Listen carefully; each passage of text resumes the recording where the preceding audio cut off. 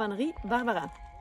Je suis vétérinaire rurale dans un cabinet mixte à Magnac-Laval. Dès que j'avais 9 ans, que j'ai commencé à aider mon grand-père avec les moutons chez lui, c'était mon choix vétérinaire. Lui était le premier pour refuser d'être vétérinaire. Il a dit non, ma petite fille, c'est pas possible. Après, il a dit j'accepte parce qu'il va certainement faire les chiens et les chats, les animaux ruraux, les vaches, les moutons, les chevaux.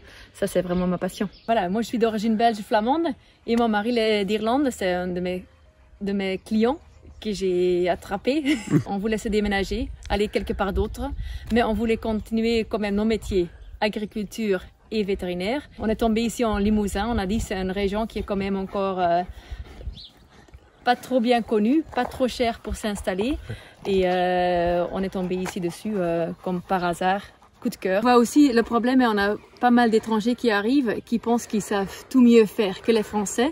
Et quand même, il faut comprendre que les Français ont toujours vécu ici, ont travaillé leur terrain dans leur commune.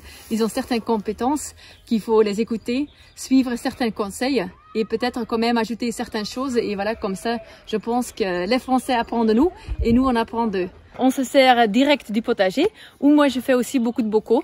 Et certaines choses, certains légumes que j'aime pas en bocaux, je mets en congélateur. Et voilà, on perd vraiment rien. Hein. Tout ce que j'ai produit d'abord au potager, après je l'utilise dans la cuisine.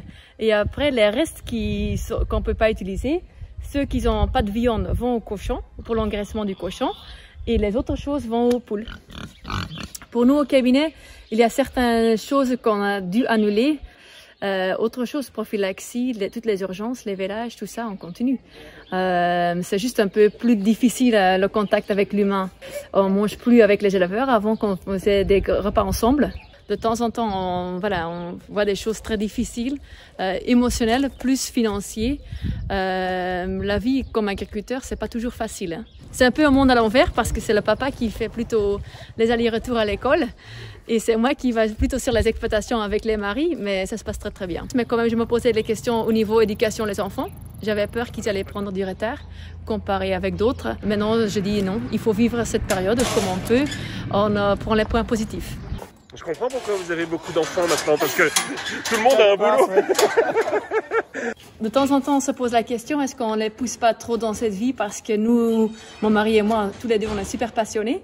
Mais après, quand je vois ma fille, elle a 13 ans, elle demande pour Noël des petites chèvres. Je dis, voilà, c'est dans le sang.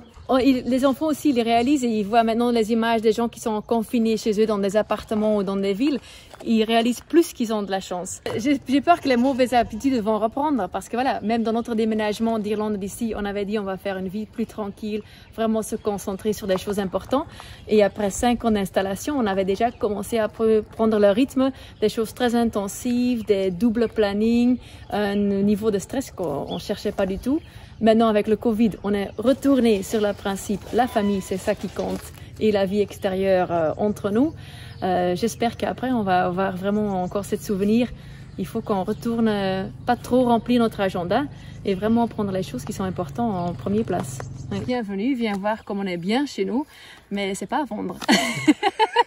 À bientôt. Au revoir.